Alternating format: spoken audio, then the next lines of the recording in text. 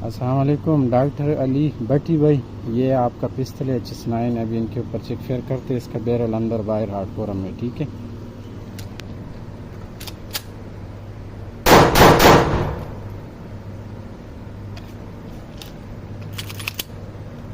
ये इसका दूसरा मैगजीन है, इनसे भी कुछ फेयर करते हैं।